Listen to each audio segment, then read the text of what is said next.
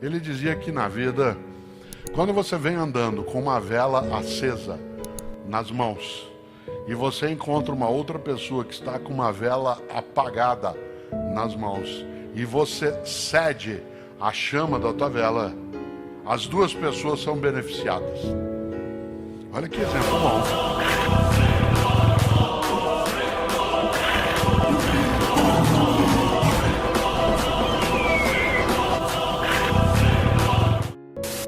Quando você vem andando, você está com uma vela acesa e a outra pessoa com uma vela apagada, você empresta, entre aspas, a chama da tua vela e você nada perde.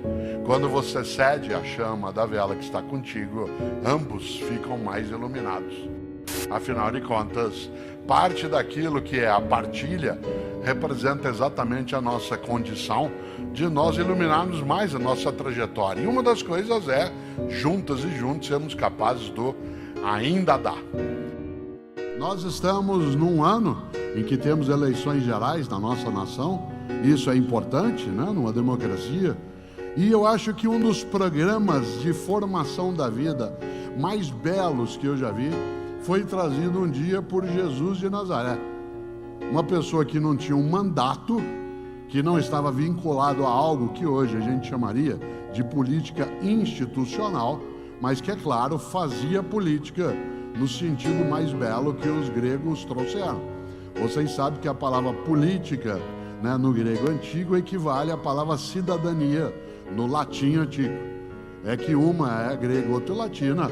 Polis é comunidade de vida. Eu acho engraçado que algumas pessoas dizem assim: eu não me meto em política, o que eu quero é fazer cidadania. Se ela estudasse um pouco mais de idiomas antigos, ela ia entender que nós estamos falando da mesma coisa, só que uma é em grego e outra em latim.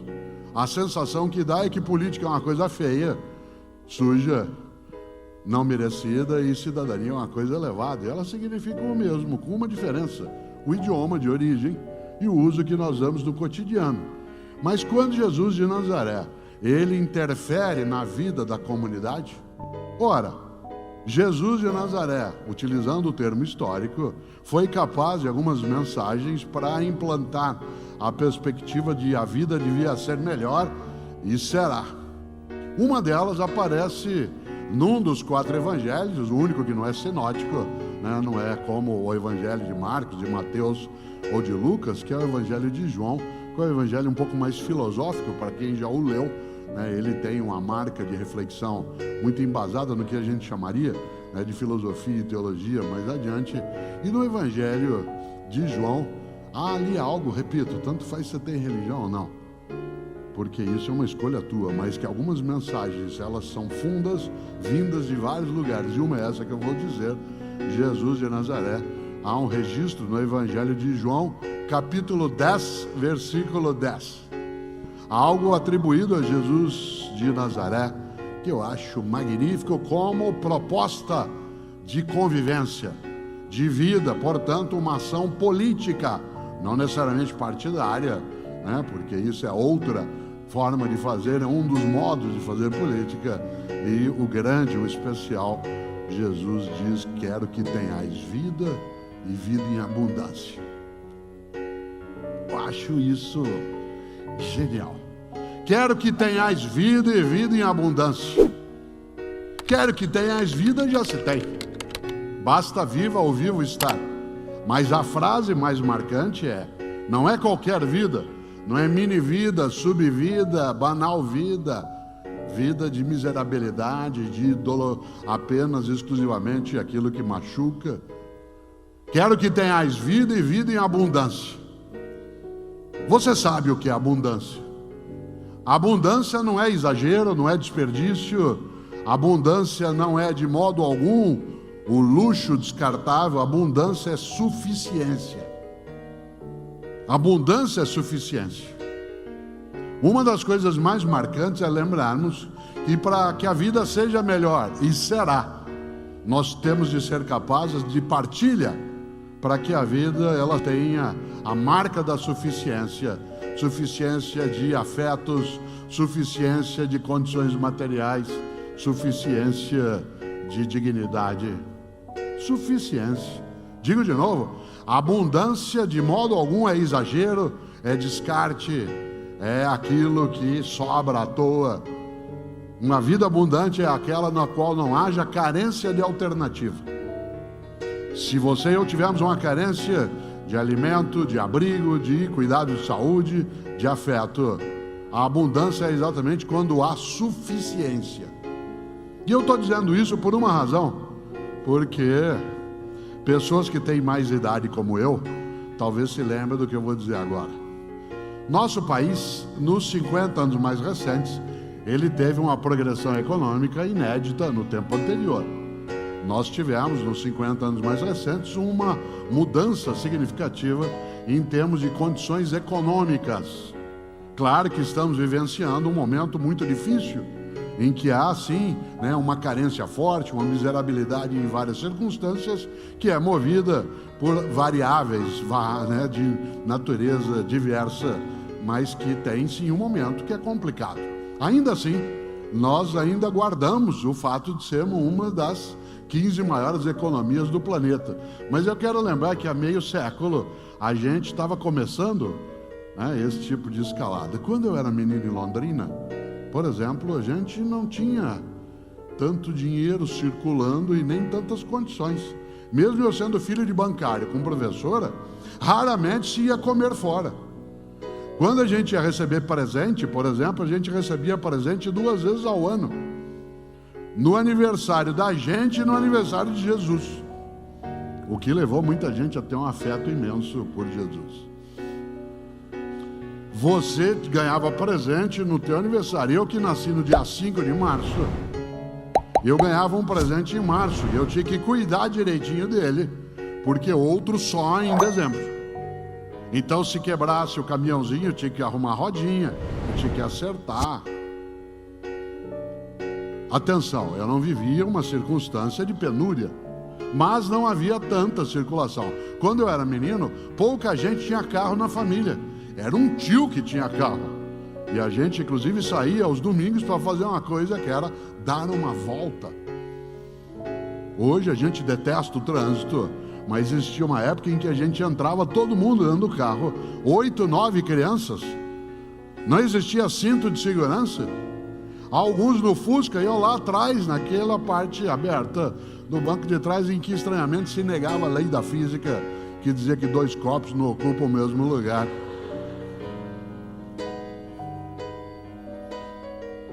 A gente não tinha tanta fartura.